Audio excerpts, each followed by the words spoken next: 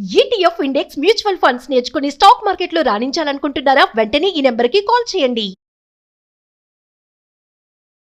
Hi hello నమస్తే, welcome back to Suman TV. మరి హస్తకళలు చాలా మందికి తెలుసు కదా, ఎందుకంటే చేతి వృత్తి ప్రాణులు వాళ్ళు ఆ కళతోటే వాళ్ళ జీవనోపాధి కూడా గడుస్తూ ఉంటుంది. చూడండి ఎంత ముద్దుగా ఉన్నాయో. ఇవన్నీ కూడా కోకోనట్ అంటే కొబ్బరి పీచుతో తయారు చేసినటువంటి ఐటమ్స్ ఇవన్నీ కూడా. మరి ఇక్కడ మనకి శంకర్ సింగ్ గారు ఉన్నారు చిలుకూరు నుంచి. మరి వారి యొక్క ఉత్పత్తులు ఎలా ఉన్నాయి, ఇవి ఎలా తయారు చేస్తున్నారు, ఏంటి, ఎప్పటి నుంచి తయారు చేస్తున్నారు, మరి ఇక్కడ ఎలా ఉంది, ఈ రియాక్షన్స్ ఎలా ఉన్నాయి, ఇవన్నీ కూడా ఆయనతో మాట్లాడదాం. సో నన్ను ఫాలో అయిపోండి.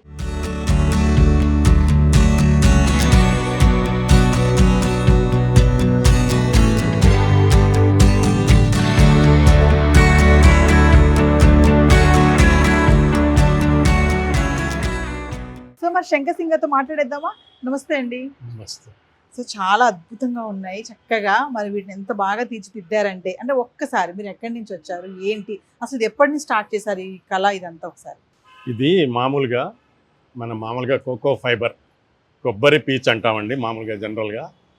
ఇది మేము 10 ఏళ్ల నుంచి చేస్తూ ఉన్నాం, సుమారు 10 సంవత్సరాల నుంచి చేస్తూ ఉన్నాం. మేము ఇది మొదలు పెట్టాము. అయితే బిజినెస్ బాగానే ఉంది, పర్వాలేదు.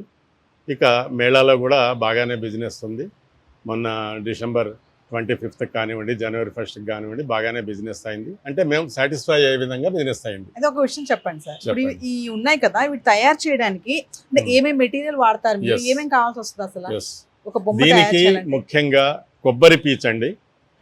ఈ కొబ్బరి పీచు అంటే మామూలుగా మనం కొబ్బరికాయ కొట్టుకుంటే ఇంట్లో దొరికే పీచు లాంటిది కాదు ఇది. ఇది కొబ్బరి బోండాల్లోంచి వాటిని ఆరబెట్టి ప్రాసెస్ చేసి మిషన్ మీద ఒక దాదాపు 15 లక్షల 20 లక్షల మిషన్ మీద దీన్ని మొత్తం ఫ్రెషప్ చేసి ఇస్తారు ఈ యొక్క పీచుని.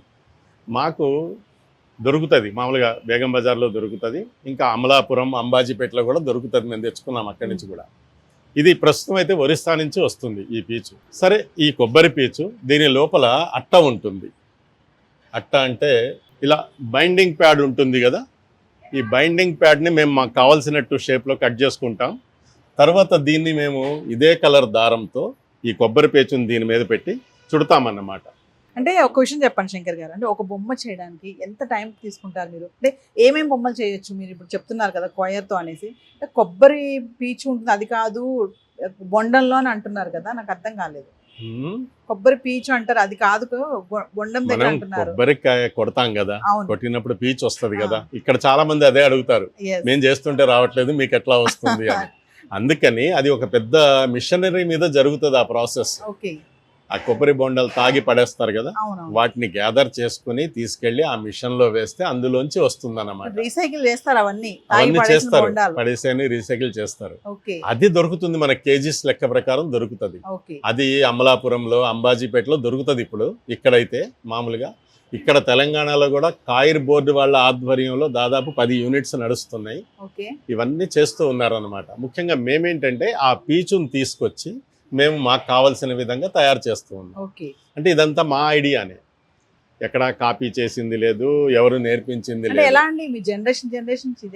లేదు, మా జనరేషన్ ఇది కాదు. ఒక 10 సంవత్సరాల నుంచి చేస్తున్నాం. మాకేంటంటే యాక్చువల్గా ఆర్టిస్టిక్ మైండ్. నేను కమర్షియల్ ఆర్టిస్ట్గా పనిచేశాను, యాడ్ ఏజెన్సీస్లో పనిచేశాను, ప్రింటింగ్ డిజైనింగ్లో నాకు బాగా అనుభవం ఉంది. అది దృష్టిలో పెట్టుకొని ఇట్లా క్రాఫ్ట్ వర్క్ చేస్తే బాగుంటుంది అని చెప్పి చేయటం జరుగుతుంది. అదన్నమాట. అంటే కొబ్బరి పీచు కాకుండా ఇంకేం ఐటమ్స్ యూజ్ చేస్తారు వీటిలో? ఇందులో మనం యూజ్ చేసేది ఏంటంటే అట్ట, చెప్పాను కదా, ఇందా చూపించాను కదా, అది. తర్వాత హాట్ గ్లూ గన్ తో దీన్ని పేస్ట్ చేస్తాం. తర్వాత ఈ కొబ్బరి పీచు కలర్ తోనే ఉండే దారం ఏదైతే దొరుకుతుందో ఆ దారంతో చుడతాం. అంటే మరి మీకు దీనికి సంబంధించి లోన్స్ కానీ ఇవన్నీ ఎలా వస్తాయండి? అంటే ఈ ప్రోడక్ట్ తెచ్చుకోవడానికి మీరు ఇందాక అన్నారు చాలా లక్షలు విలువ చేసే మెషిన్ లో పెట్టి మిషన్ తో మనకి సంబంధం లేదులేండి. మరి ఈ లోన్స్ ఇవన్నీ మీకు ఏంటంటే ఇది మాకు చాలా తక్కువ ఇన్వెస్ట్మెంట్ తోనే అవుతుంది. మా దగ్గర చాలా మంది ట్రైనింగ్ కూడా తీసుకున్నారు.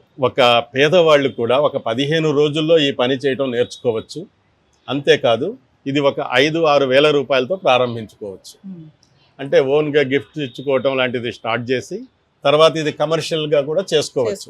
జనం బాగా తిరిగే చోట ఎక్కడైనా సరే ఇది పెట్టుకొని అమ్మొచ్చు. అంటే ఏ ఆధారం లేనోళ్ళు ఈ పని చేయొచ్చు, ఒక సెల్ఫ్ ఎంప్లాయ్మెంట్ లాగా. ఇది ఉపయోగపడుతుంది. చాలా తక్కువ ఇన్వెస్ట్మెంట్, చాలా తక్కువ టైం ట్రైనింగ్ అన్నమాట ఇది. ఎస్ ఎస్ కాబట్టి ఇది అందరికీ చాలా బాగుంటుంది. చాలా మందికి మేము ట్రైనింగ్ కూడా ఇచ్చాం. అంటే ఇది మహిళలు చాలా తొందరగా అట్రాక్ట్ అవుతున్నారు. ఇప్పుడు ఈ బర్డ్స్ ఉన్నాయి కదండి, మనకి ఫ్లిప్కార్ట్, అమెజాన్ ద్వారా మనం తెప్పించుకోవచ్చు. ఓకే ఒక్కోసారి ఇది బేగం బజార్లో కూడా దొరుకుతుంది. దొరుకుతాయి. అట్లా ఓకే, అంటే చిన్న చిన్న ఐటమ్స్ అన్ని మీరు వేరే ఇవన్నీ అరేంజ్ ఈ ఫ్లవర్స్ చేసుకుంటారు. ఇవన్నీ దొరుకుతాయి ఇవన్నీ మనకి. డెకరేషన్ కోసం ఏదైనా దొరుకుతుంది. ఎస్ ఎస్ ఇప్పుడు ఇది ఉంది, ఇది మామూలుగా ఇది ఒక క్రియేటివ్ ఐడియా అన్నమాట. ఇట్లా ఉంటే బాగుంటది మనకి అని చెప్పేసి. అంటే ఈ ప్రైసెస్ ఉంటాయి కదా, వాటిని అవును. మీరే ఫిక్స్ చేస్తారా? మేమే ఫిక్స్ చేస్తాం. ఎవరు చేస్తారు? అంతే, దేనికి ఎంత పెట్టాలి ఏంటి? ఇప్పుడు మామూలుగా ఏంటంటే మనం ఇది చేయడానికి ఎంతసేపు టైం పడుతుంది అనేది ఒక చూసుకుంటాం. ఇంతసేపు టైం పడుతుంది కాబట్టి ఇది ఇంత అని చెప్పేసి లెక్కేస్తాం. ఉదాహరణకి ఇది మేము 1500 చెప్తున్నాము, ఒక 1100కో 1000కో ఇచ్చేస్తాం. అట్లా అన్నమాట. అంటే ఒక రోజులో ఎన్ని బొమ్మలు చేస్తారండి, చేయగలరు? ఇలాంటివి అయితే 2 డజన్లు తయారు చేయగలమండి. 2 డజన్లు. ఇది కొంచెం కష్టము, టైం పడుతుంది. ఓకే. ఇలాంటివి ఒక 2 డజన్లు చేయగలం. ఇప్పుడు ఇదేంటంటే 300 రూపీస్ అన్నమాట. ఇవి 2 డజన్లు చేయగలము. అయితే మేము ముగ్గురం కలిసి చేయగలం. అదే ఒక్కరమే అడగబోతున్నాను, ఎవరెవరు చేస్తారు మీరు ఇంట్లో ఈ మా బొమ్మలు? మిస్సెస్ చేస్తుంది, మా పిల్లలు చేస్తారు, నేను కూడా చేస్తాను. అందరికి నేర్పించేస్తారు. మొత్తం డిజైనింగ్ అంతా, క్రియేటివ్ ఐడియా అంతా నాదే ఉంటుంది. మెయిన్ పార్ట్ ఏదైతే పేస్టింగ్ చేయటం ఇదంతా నాదే ఉంటుంది. ఫినిషింగ్, డెకరేషన్, కటింగ్ అంతా కూడా మీరే అంతా ఉంటుంది. నేనే చేస్తాను. Yes. ఎందుకంటే చెప్పాను కదా డ్రాయింగ్ స్కిల్స్ నాకు ఉన్నాయని చెప్పి, Yes. అందుకని So, ఇది ఎవరైనా చేయగలను. తొందరగా నేర్చుకోవచ్చు ఈ పనిని. ఒక 15 రోజులు టైం పెడితే నేర్చుకోవచ్చు. నేర్చుకోవచ్చు, ఇంట్రెస్ట్ ఉంటే. మరి ఇంట్రెస్ట్ ఉండాలి, అది. మంచి క్రియేటివ్ ఐడియా ఉండాలి వాళ్ళల్లో. ఇప్పుడు వీళ్ళు డిజైన్ చేశారు, ఈ వంపు ఎలా వచ్చింది, ఇక్కడ వెడల్పు ఎందుకుంది, ఇక్కడ పోను సన్నగా ఎందుకైంది, ఇది ఎలా తయారవుతుంది, ఇదంతా చాలా మంది అంటారు ఇదేదో మిషన్ మీద తయారవుతూ ఉండొచ్చు అండి, మీరు చేత్తో చేశారా అని. నిజానికి మేము చేత్తోనే చేస్తాం, మిషనరీ అవసరం లేదు. ఇదంతా ఏంటి జామెట్రికల్ మెజర్మెంట్ అన్నమాట ఇదంతా. కాబట్టి దాని ప్రకారంగానే వస్తుంది. థ్యాంక్ యూ అండి.